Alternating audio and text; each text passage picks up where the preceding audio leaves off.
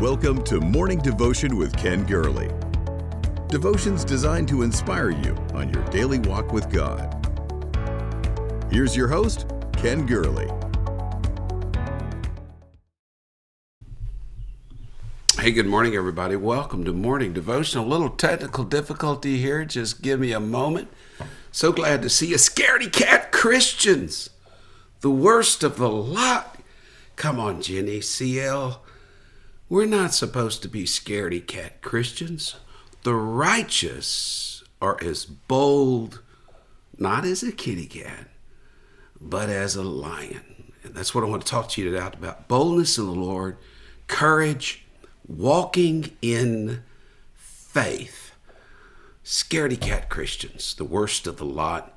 Be sure to like, share, follow the page, get the word out. Good to see you. Ron, Thelma, good to see you. Bobby, Lori, Jim, Yolanda, good to see you. Going to need some scribes. Yolanda, going to need some scribes at the end of the lot here. And to share a few things, I'm going to give you 7 assurances for scaredy-cat Christians. Yeah, I will at the very close of this, or near the close.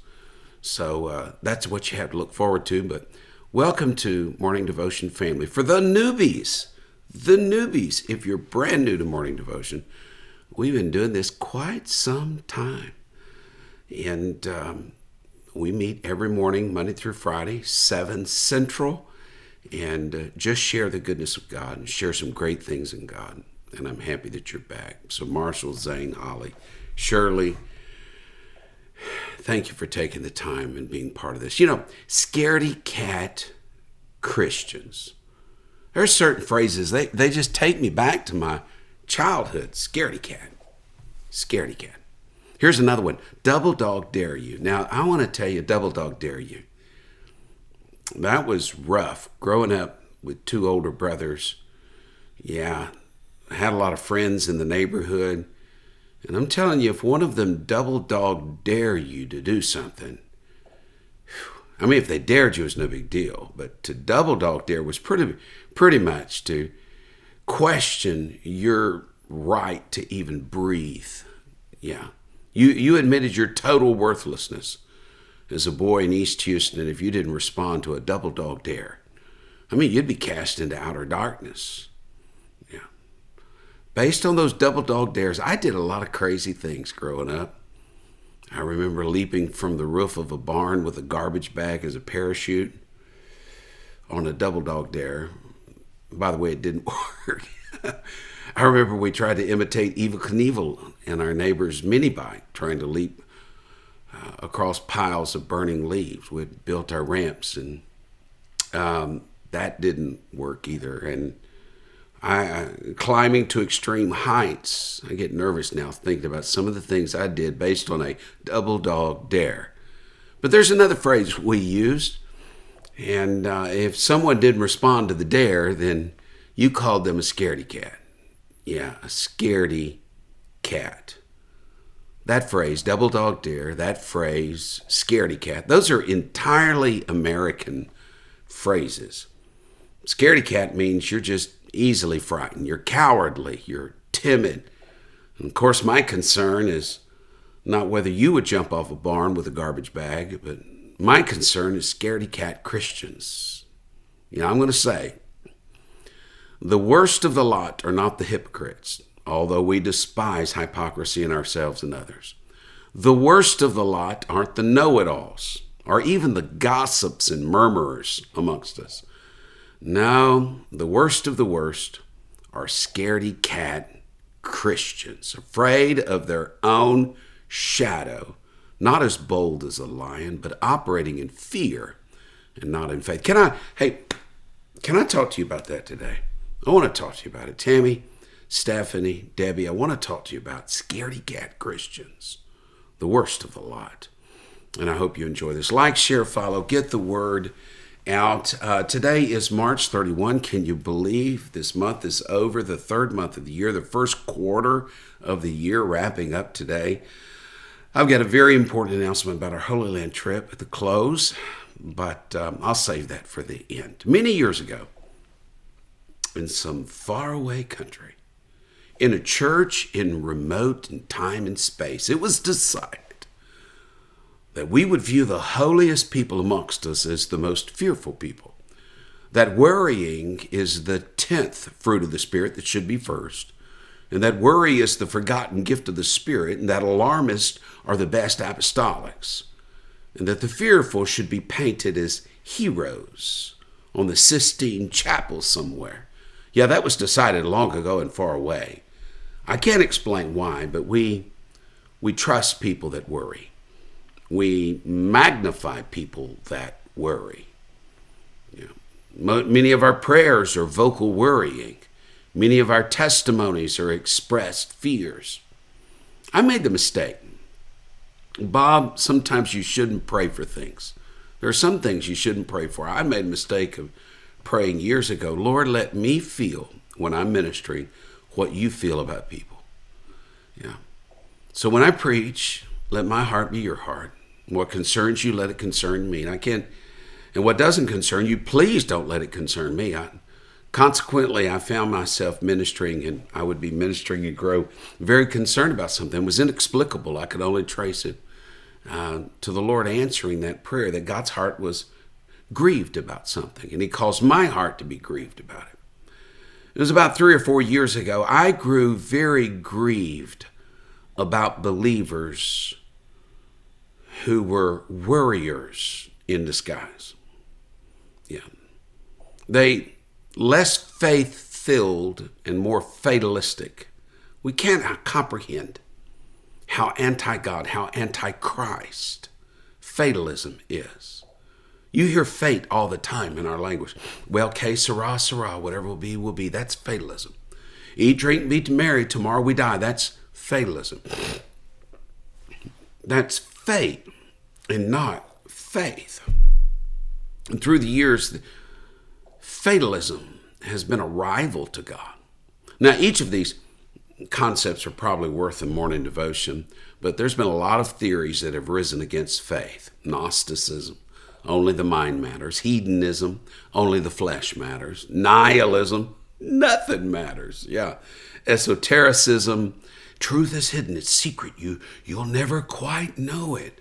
Syncretism, there's not one truth. It's a mixture of all the truths together. Truth must be compromised, so forth. But fatalism is a concept, a belief structure that rivals faith like no other.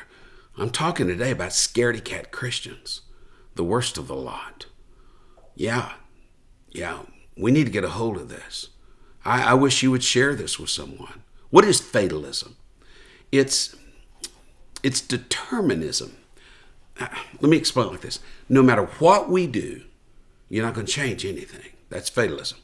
That we are stuck in a loop, that our actions mean nothing, our course is predetermined, our behavior means nothing, our choices mean nothing.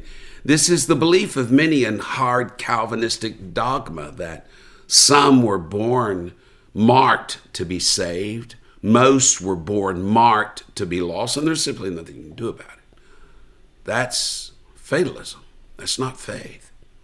Of late, I've grown more and more concerned with people who magnify their fears to create a reality that is alternate and opposed to God. You've read it. You've seen it. These are the people who simply resign themselves to fate. They believe less in the good hand of God, the sure and guiding hand of providence, that God is fashioning and working things together for good. No, they just say, well, it's whatever's going to happen is going to happen. If it's my time, it's my time. The story's already written, just waiting for it to be read and to end. We call that trust. It isn't. It's fatalism. And fatalism, Don, Bridget, fatalism is fear in disguise. It goes back to the Babylonians, probably to the ancient Sumerians. You're going to find it's a common trait. You read carefully the accusation of Job's friends. Job, you've sinned. Job, you've deserved this. Job, there's nothing you do to change it. It is what it is. That's fatalism. It's fatalism. You go back to the time of the apostles. It was a pagan belief, the so-called Morai, the three goddesses of fate. They assigned to each person his or her fate, their part, their predetermined role in the grand scheme of things. There were three goddesses of fate, supposedly.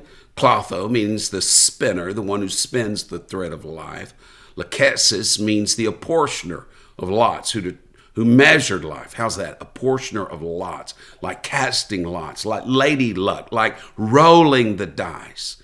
Then there was Atropos, the one who could not be turned, the goddess of fate, who on her own whim would just cut a life short. And over these was Zeus Morgadates, the god of fate, the leader of the fates. The fates are described by the ancient Greeks and the Romans as old and ugly and lame, and their countenance was stern and severe, and their will was inflexible. They determined the thread and the cloth and the fabric of life. They determined how life would be lived and its length. Oh, Zeus could override it, but the fates had a way of always taking a life back over to a predetermined course. Do you see why I say that the scaredy-cats are the worst of the lot? It's because they live their lives on fate and not faith. Oh my. That they say, well, what's happening to me is beyond my control. I can't do anything about it. That's fatalism. Faith says, I believe and I'm persuaded and I'm confident that God is working all things together for good. And what I do matters, what I think matters, what I say matters. Yes, we believe that, Wendy. We live lives of faith. There's a great contrast in these two belief structures found in Acts 27. Paul is getting ready to board a ship. It's going to be caught in a storm. 276 people on board. Paul's friends Luke, Aristarchus are going to be on board with him. Paul senses in God, something's about to happen. There's a storm. He warns the captain. This voyage is going to be disastrous. It's going to be a great loss, ship and cargo, and our lives will be threatened as well. But the captain, just with this fatalistic bent, said, we're going to sail. We're going to sail. Whatever will be, will be. No, notice this. Contrast faith and fate. Faith can help you preempt things in your life. Faith can cause you to avoid a storm. And don't you dare doubt it, folks. There's a lot of avoidable storms in life that faith can see in advance. 14 days of weather so severe and all hope seemed lost. Paul stood up after 14 days and nights and he said, I urged you not to sail. But now I urge you to keep your courage, because the angel of the Lord stood by me last night and promised me not a one of you will be lost. Not a one of you. No. A storm reveals we don't live by fate, we live by faith. And the angel told Paul, don't you be afraid. I'm not through with you, Paul. You got to stand before Caesar. Yeah. I believe in providence, not determinism. I believe in faith, not in fate. Take heart. Paul said to all those on board, take heart, take courage. I have faith in God. And that's the message for us today, isn't it? My library, in fact, I'm looking over at the shelves right now and I see them. I have a collection that's near and dear to me. It's given to me by the late missionary Mike Edge. Before he left for Honduras, he said, Pastor, I've got something for you. And he gave me a 2-volume set compiled by the 12th century Jewish scholar Maimonides. Maimonides studied Torah. He arrived that there were 613 commandments given by God to man, 365 prohibitions, 1 no-no for every day of the year, 248 commandments with promise.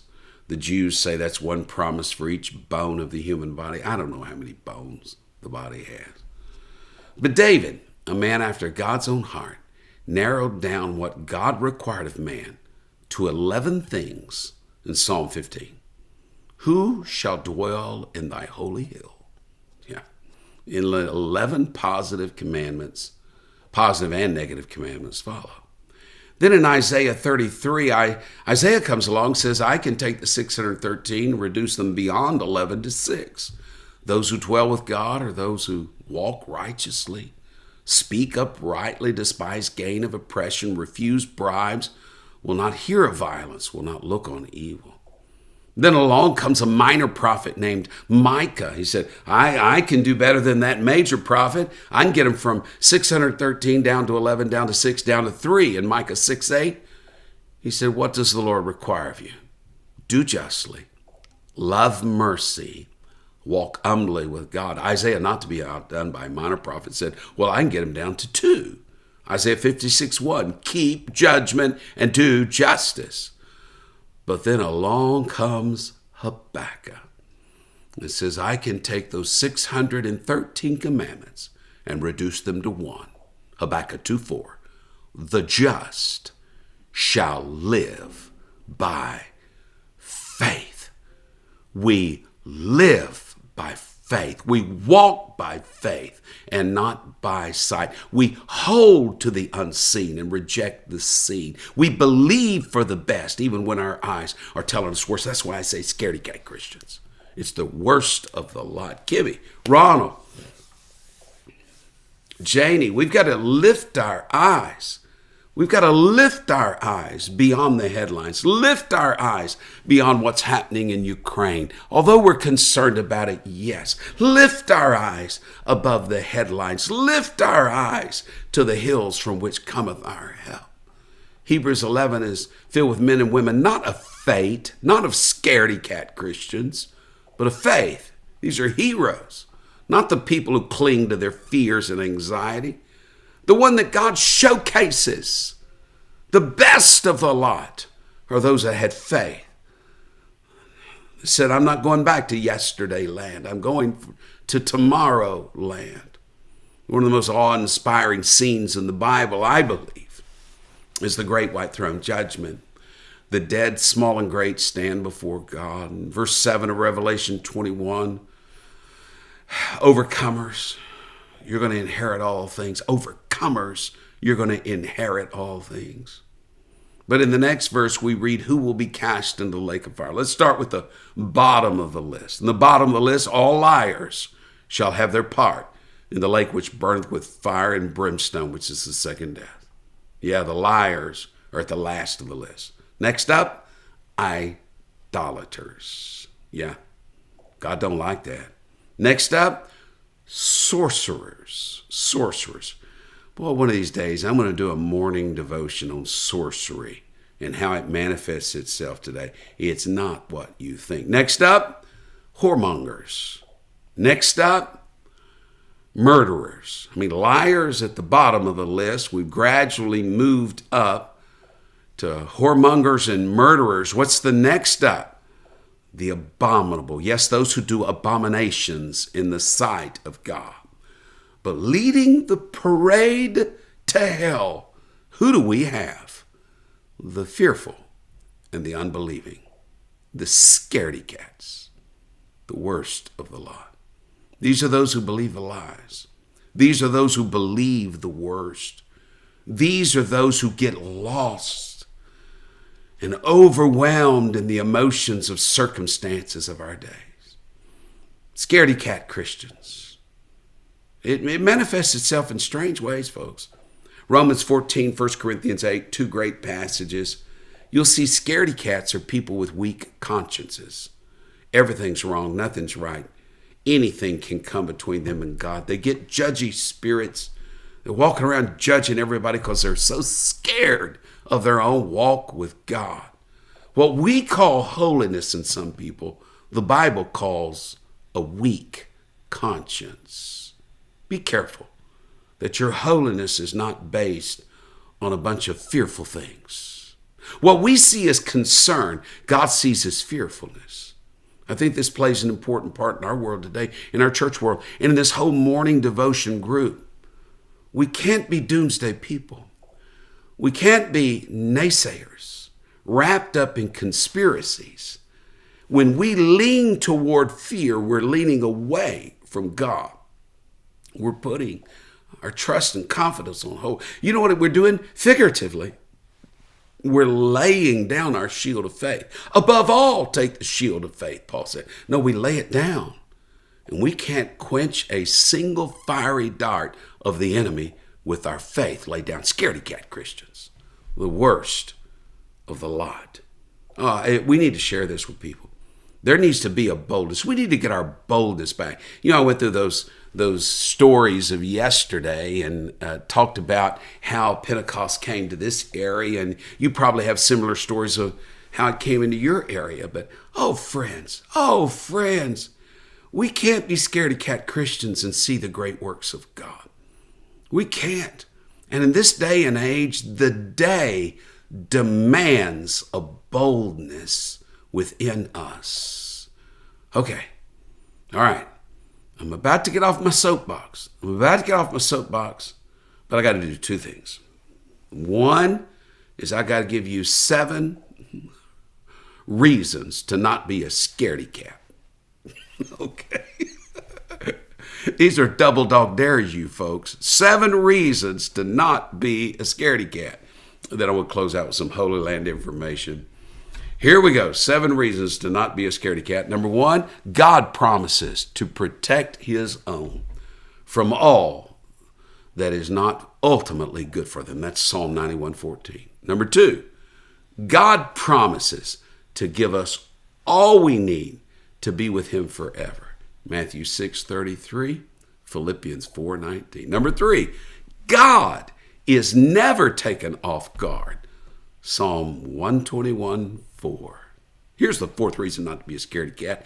God, not terrorists, not world leaders, ultimately decides what will happen. Psalm 33:10, Isaiah 8:9 and 10. 5, God is your helper. None can harm you beyond what he permits for his own plan. Hebrews 13:6, Romans 8:31. 6, God's faithfulness is based on his character and not man's fickleness. 1 Samuel 12:20 through 22. And finally, number 7, God will be with us, help us, uphold us in the time of trouble. Isaiah 41:10 and verse 13. Now, I want you to notice something. Every one of those 7 begin with God. God, not I, not me, not mine, not myself. Everything we do rests on God. That's faith, not fatalism. That's more double dog dare than scaredy-cat territory. Faith. Without faith, it's impossible to please God. That's why scaredy-cats can never please God. A scaredy-cat's not going to please God in any way, shape, or form. So let me review them real quick. 7 reasons not to be a scaredy-cat. God promises to protect his own from all that's not finally good for us. 2, God promises to give us everything we need so we can live with him forever. Number 3, God's never caught off guard. Nothing surprises God. Number 4, it's going to be God. Not terrorists, not world leaders, not Iran, not Russia, who ultimately decides what's going to happen. Number 5, God is your helper. Nobody can harm you. Nothing can harm you beyond what he permits for his plan. Number 6, God's faithfulness is based on his character, not on man's fickleness. And 7, God's going to be with us. He's going to help us. He's going to uphold us in the time of trouble. I think we need to hear that. I think we need to hear that. If the day ever came, and I don't know if it ever will, that we open the services back up for testimony services, I pray we don't hear those organ testimonies. Pray for my liver, pray for my pancreas, pray for... I hope we don't hear those. I hope we don't hear Satan glorified. Satan's been on my back all week. Bless his holy name. I hope we hear less I, me, mine, and myself. And I would hope we would hear stuff like, God is fighting for us.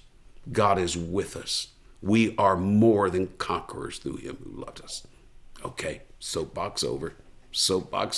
I don't want to be a scaredy-cat Christian. All right, Holy Land trip in a little over 6 months. We're going to be spending a week in the Holy Land and a week on a Mediterranean cruise. And we said, well, Brother Gurley, you did have to bring up that storm in Acts 27. I didn't think about that. You did have to bring up that storm that Paul was in and going to Rome. And we are going to Rome. But I'm not a scaredy-cat Christian, no. And so a week in the Holy Land, a week Mediterranean cruise. JamesL.Bailey and I will be meeting with the tour people over the next few days to start really finalizing and letting this trip take shape. The exact hotels, the sites we're going to see, where and how we'll take communion at the Garden Tomb, when we will go to the upper room, how we'll work our way through the old city of Jerusalem, when we go to the River Jordan for baptisms, determine the logistics there, where we're going to meet on land and on sea for times together, morning devotions. We got a lot of details to cover. One of the big things on those details is knowing how many are going. And so we sort of put today as the invisible line in the sand on registering for the trip. Not to say you still can't make a reservation. This is not like the rapture, folks, that if the rapture took place, well, okay. But we're just looking at today, March 31, as the day that decides who's on the trip, who's not. We would love for you to be a part. We just need to know. Now, JamesL.Bailey's email address is in the description of this morning devotion. You can find it, and we'd love to have you be a part. Still good pricing, even though the fuel costs are going to threaten this, and so we're trying to race to get everything in. Don't be a scaredy-cat Christian. Be someone who lives, loves, walks in faith. God bless you. Like, share, follow. Get the word out, and we look forward to seeing you again tomorrow. In Jesus' name, amen. Thank you for listening to Morning Devotion with Ken Gurley. Join us next time for another inspiring devotion. To support this ministry, please visit firstchurch.com/give.